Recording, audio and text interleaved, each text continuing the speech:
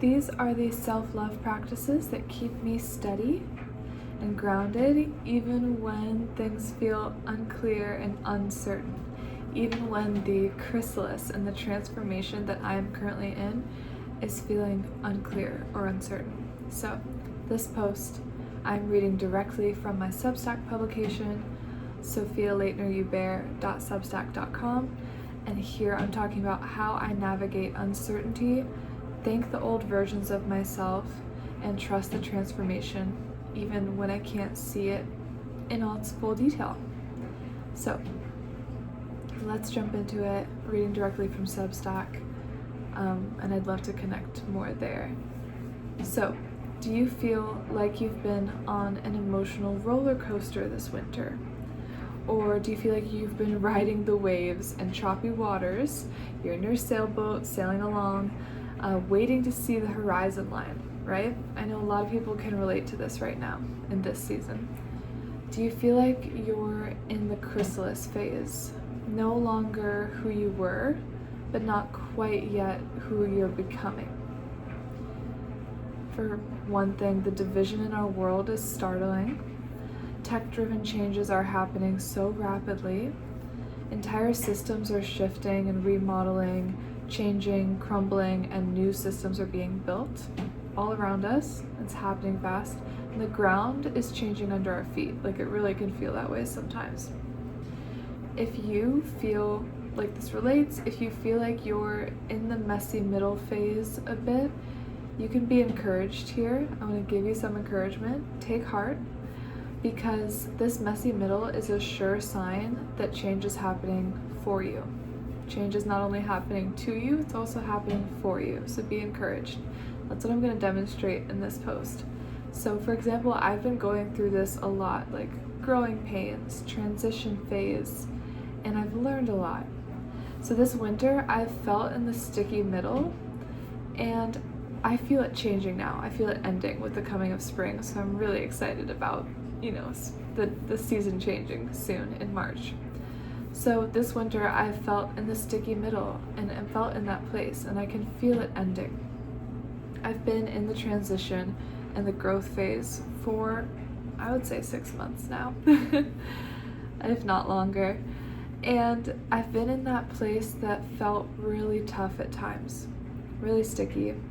There are often growing pains with big changes, and that's natural, and we have to give ourselves grace during that process, So this all kind of came to a head this past weekend, which is why I'm writing about it and sharing about it now, because last weekend I started to feel really uncertain about my next steps, and that doesn't often happen to me. Even though I've been in this transition phase for at least 6 months, I've been working as a solo female business owner for over a year now, and I often feel clear and motivated by my passions, and I know my next steps. But this past weekend, there were moments when I did not have much visibility on a clear future, and I was like really grappling with uncertainty. I felt like I was navigating a transformation that I couldn't see yet, and I was like, what will my next step be? I was kind of overwhelmed with the number of options that were presented to me. So I wrestled with these sort of thoughts, and just see if any of this lands with you. Maybe write down the specific thoughts that maybe are like running through your mind, because that's really helpful to hear exactly from a neurolinguistic programming perspective, like what words are running through your head, if that's helpful for you. So I was wrestling with all these thoughts, like, do I change everything I'm doing? Do I pursue full-time work out of necessity? When I truly want to complete my novel, can I pursue part-time work to support myself while I continue writing? What is the best way to navigate uncertainty in times of change? Like, should I be going back and getting another degree? Do I try adding something new but not upending my entire routine? Do I try changing everything? The contrast can feel really sharp sometimes, and that was happening for me this weekend. And the decisions felt weighted. So I was also thinking, like, do I need to finish what I started this winter? Do I need to just commit and finish and see it through? My thought leader draft that I had started, my thought leader draft of my book, or do I need to pivot and dedicate my full effort to my novel, which was my original project, and which now I realize feels like my true calling. And not to say that the other draft was a detour, but it was a learning lesson. I'm certain I will return to it in the future. Now, after this kind of tumultuous weekend where I'm wrestling with this identity shift, I realize that the novel is my number one priority. So that's a result of all this thinking and processing and identity work that I did this weekend. So all these thoughts are swirling, right? Also, questions of like, am I doing too many things? Am I dispersing my energy? How can I simplify? And that question, how can I simplify, is so helpful. That's how I got to the clarity on what the present book project is for me. Like, there's future book projects I want to get to, but I got clarity on the novel, finishing that this season being my present priority for my writing, because I can't like push through, and I feel like it doesn't feel natural to finish both projects at once, but without guilt for pivoting away from the other one, I'm dedicating my full effort to finishing the novel, because again, that's resonating with me the most right now. That's feeling like my truest calling, and I think that it's always helpful for us to be pursuing our truest, highest calling in any given season, because that will change over time. Like a year from now, I may feel that the Thought Leader book is my truest, highest calling. Now, I'll get back to the post, but that's just some extra examples for you of how asking that question of how can I simplify really is helpful to me, and it brings clarity. Even if you don't receive clarity in that moment, you will receive later clarity. You will receive everything you need to know when you ask, like, how can I simplify? What can I simplify? That will become clear to you. So I was wrestling with all these thoughts and questions all weekend. Like, what do I do? What's my next step? What's my best next step? How will I be successful in these next steps? And then on Monday morning, I was really blessed to have a beach walk with a good friend of mine whom I had not seen in a while because we don't live in the same city, but I was in Florida visiting family. And so we made it work. We were able to meet up early for a beach walk. And I'm so glad that we're both able to make this time work and catch up, walk and talk, connect, and basically really catch up, like go into it. And I loved it. So I told her a lot about the identity shift that I had been undergoing that weekend. And I said, like, I don't want to say identity crisis, but I was certainly going through an identity shift this weekend. And I just choose that because I think that the words that we use are important for reinforcing our beliefs. So I don't want to say like I'm in a crisis mode, identity crisis. I prefer to say like shift. Things are changing for the better, that sort of language. And she shared some words of wisdom when we were in the car that I really appreciated and were so impactful for me that I'm sharing them here. She said, I think that this is a season of trusting. And I think that so many of us are in it. Like, she was relating, she knows other friends who can relate to what I'm going through right now. And she said, it's good that we are building our trust now. I think that God is building our trust now for the future. And I was like, I love that. You're right. It's the trust building phase. It's a trust building period. We're also, some of us are like at this stage in our adulthood where we're preparing for the next phase. We're like post-college professionals preparing to have children, and this is an important time for like building that trust with myself, with my own faith, in my relationships. And so I was so grateful that she reminded me really clearly and brought it back to trust and trusting that God has, my highest purpose in mind, and that I can trust divinity even when things aren't clear. Like, I can put it in the hands of God. I can be like, Jesus, take the wheel. I can be like, God, I surrender, I trust, even though I can't see super clearly. I trust that this phase and this period now is going to become more clear for my future and going to benefit me for my future. So I love that she said building trust, because I was like, yes, that is so clear. I love this clarity. The trust that we are practicing and building now will support us in the future, and I fully believe that. Thank you, Grace, for the reminder. So this reminded me that this is a season to move through with grace, as all seasons are. And this is a growth period. So I was in this place where I was kind of putting like extra pressure on myself, feeling like I had to do everything. And obviously there are actions that I have to take, there are things that I have changed, there are things that I'm doing. But it's also the other side of that is that I can trust and surrender the outcome to God. I take action, but I don't place all pressure and all responsibility on myself. So I love that she reminded me about trust. And I love this shift in perspective that came really clear to me in our conversation as I just demonstrated, from terms like identity crisis to identity shift. And from this sense that I was on like an emotional roller coaster or lack of control or lots of pressure to I'm in a trust building phase and I trust in God. I'm in a trust building phase. It's just a little unclear right now, and that's okay. I can still trust. And later, and the rest of this post will demonstrate too, I also moved from growing pains, growth phase, to chrysalis mode. I'm like a butterfly. I'm in the pupa mode. I'm in the chrysalis. I'm in that part of it. So with this clarity, a lot of things shifted for me, and it was wonderful.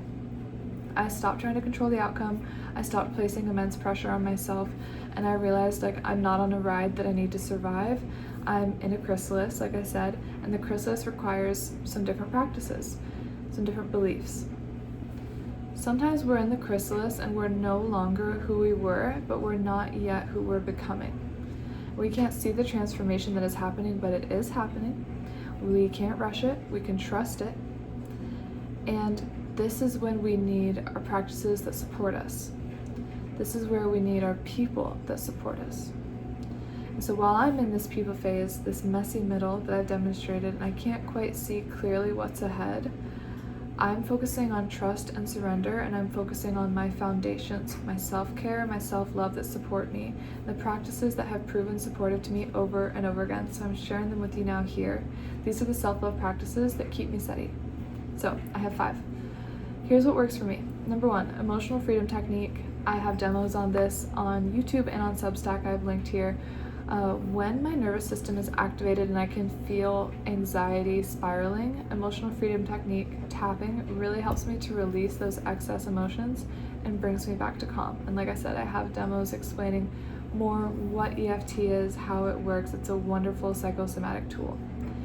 Second thing I love, practice I've always adored, you can probably guess it, writing, journaling, okay?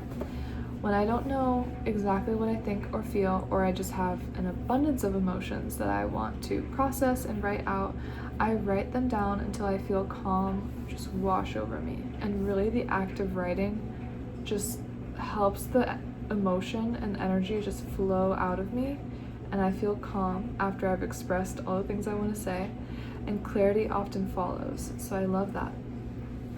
Third practice is movement. Of course, movement is so important for our bodies, and this also, of course, protects your brain because of this mind-body connection. So think circulation, think opening your body, stretching, gentle movement, letting your breath move me. Letting my breath move me, letting your breath move yourself. Fourth thing I love is calm mornings. Especially lately, I've been needing this and loving this.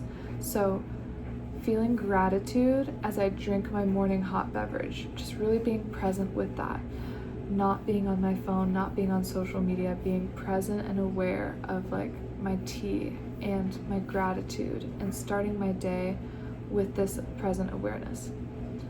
Being fully present with the warmth, the taste, the pause, this moment of calm.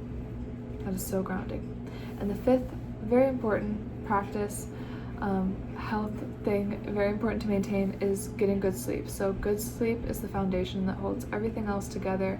When I'm well rested, I trust my decisions more than when I'm not well rested.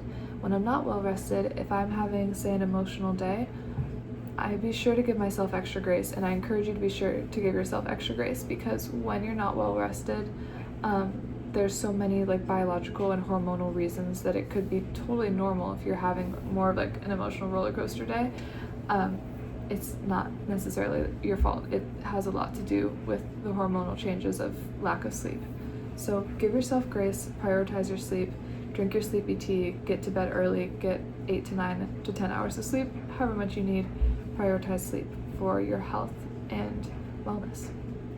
So I believe that self-love is the foundation to embodying love out into the world. So you build up self-love for yourself, and then you have so much excess love to share with others.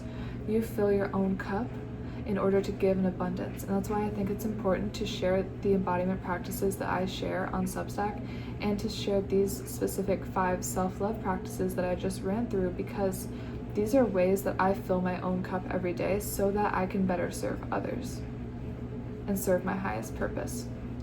So that is just, I want to state kind of the mission of this post. I also believe in the butterfly effect. So this is the concept that small intentional actions create positive ripple effects far beyond what we can see all throughout the world. So that one person choosing self-love practices, or choosing to trust, or choosing to show up for a friend for a beach walk, that changes the entire ecosystem around them. And this is so important.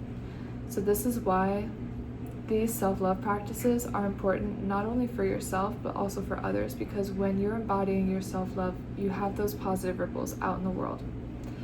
The result of my February identity shift is this.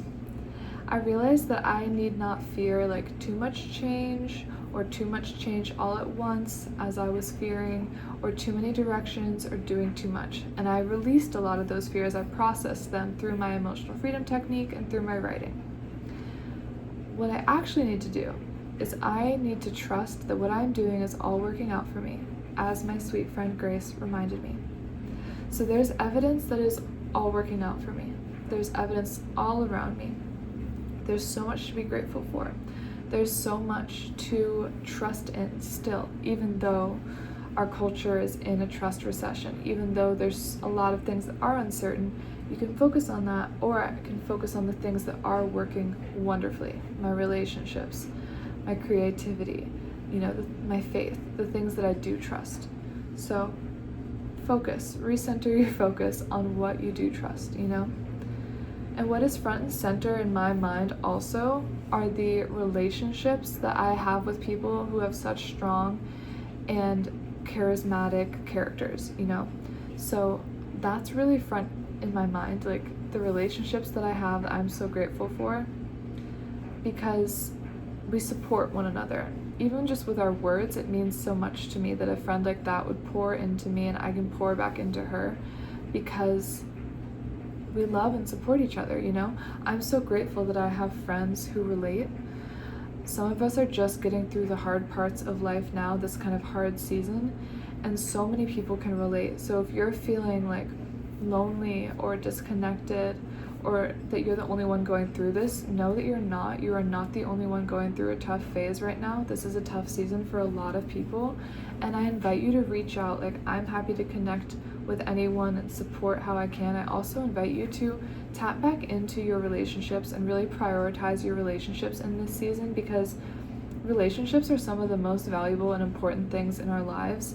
And when you focus on your relationships, so much in your life improves. So the more that I've focused on my relationships and reconnected with people and take the time to call people and message people or meet up with them when I am in the same city as them, that is so important. It's honestly something I am going to continue prioritizing and I want to do more of, because friendships and relationships are, again, so important. We are social animals, we're social beings. So I encourage you, go seek out community, join a group, text and connect, and like actually set up calls, reconnect with friends, even if you haven't seen them in a while. I just encourage you to be the one to do that, like be the one to reach out, and you won't regret it. So I love to have a clear vision ahead as much as I can, but I also recognize that it's not always possible.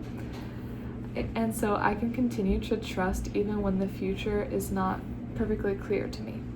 Because when is it ever really, I have an idea, but I have to operate on trust often. And I'm so grateful for the friends who remind me to trust, as Grace did. So I'm here, being your friend now, reminding you to trust the process.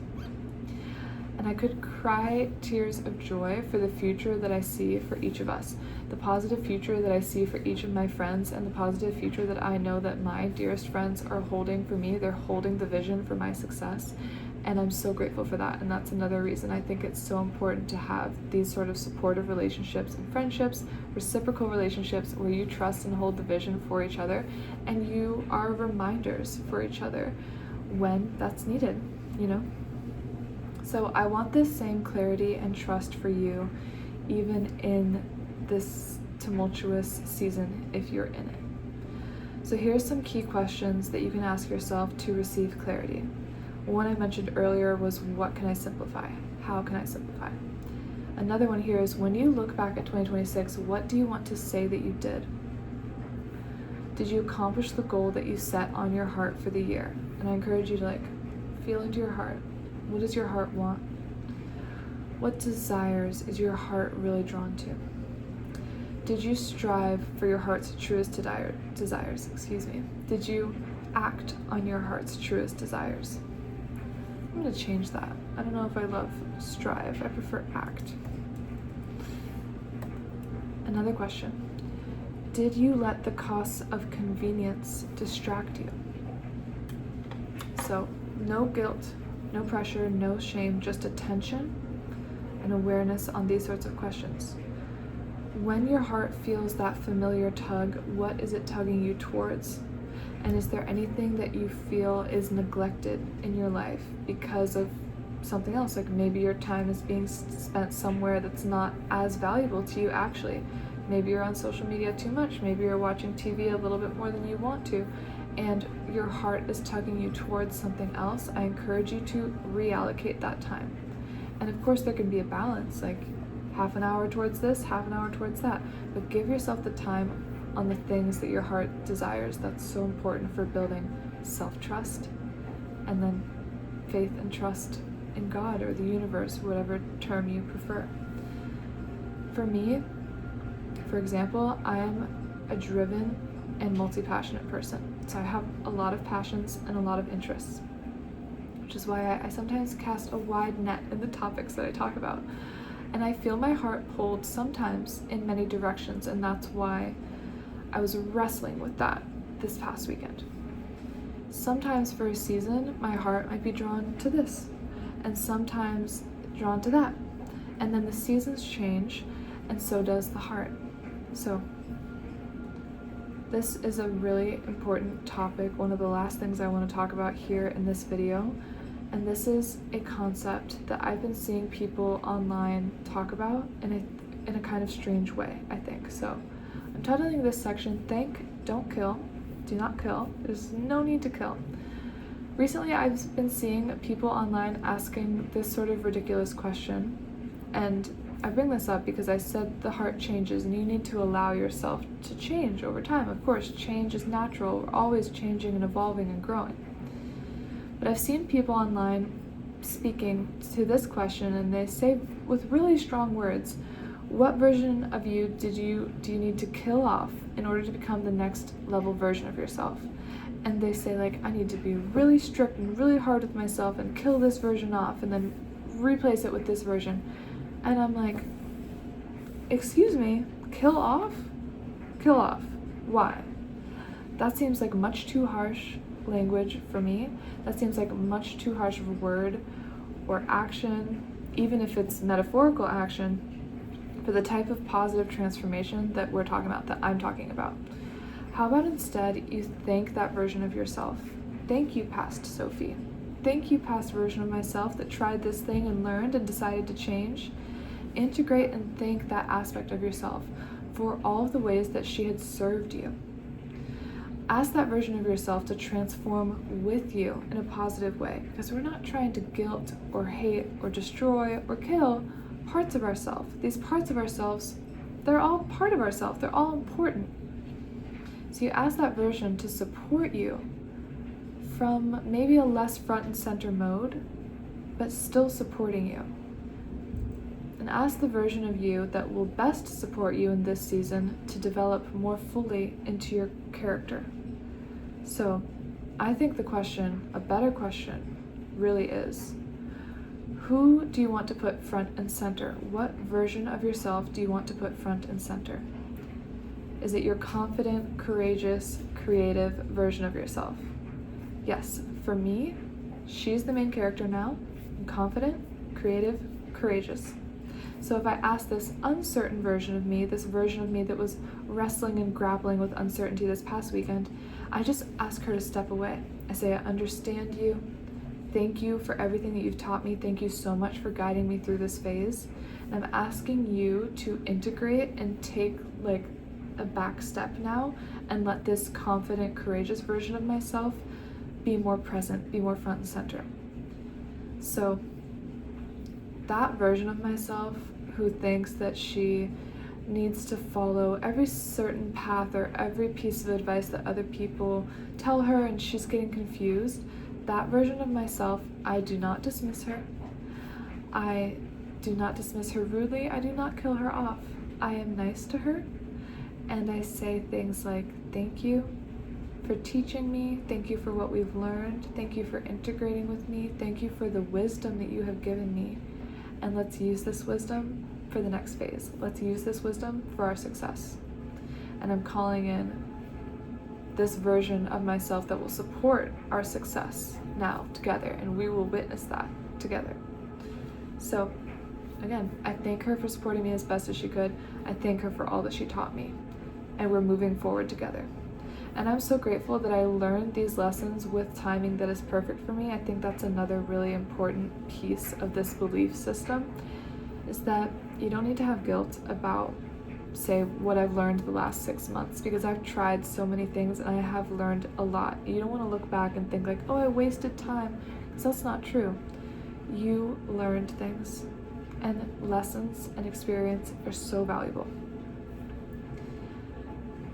I fully believe that I learned the lessons with timing that is perfect for me, and I believe that everything that I have gone through and everything that you are going through right now in this season, even if it's a sticky, tough one, these things that you're going through are shaping you to become the highest version of yourself. So I want to encourage you that anything you're going through now is shaping you in a positive way, and you can choose to have it shape you in a positive way. And this is shaping you to the version of yourself that is living out your highest purpose in this life. So claim that. I feel a really big change coming. I feel a massive change coming. Just so many breakthroughs. I trust God's highest vision for my life, and I'm stating that now and making that clear now, and I want to embody that as a leader and demonstrate that for anyone here who needs that encouragement. I'm trusting the process, even though it's uncertain and sticky. I'm trusting the process, and I'm trusting the beauty that is unfolding. And I love this imagery of the chrysalis and the pupa phase and the butterfly that is emerging. So just think about that. Think about the beauty that's unfolding at the end of this season, and let that vision guide you. So you have the choice to think instead of kill off the old versions of yourself. These are your final reminders as I wrap up this post. You have that choice. I encourage you to think the versions of yourself and integrate them. You have the choice to trust even when you can't see the transformation happening. I encourage you to trust. And these are not just personal choices. This is the sort of agency, personal agency, that creates positive ripple effects that touch everyone around you. I'm serious. And when you believe that, you see it more. So if you're in the chrysalis too, I would love to hear from you in the comments here or in Substack. What practices are you returning to? Like I mentioned at the top, I had the 5 that I shared: emotional freedom technique, writing, movement, calm mornings, and good sleep. Those really support me, especially through these sorts of transition seasons. They honestly support me year round, but when I need to focus and rely on them more, I focus and rely on them. So I'd love to know what keeps you steady when you're in this phase and when you can't quite see the transformation yet, but you're trusting that positive transformation is happening. Reply and let me know. I read every response. I'm going to be happy to reply.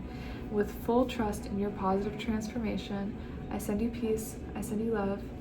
Take care.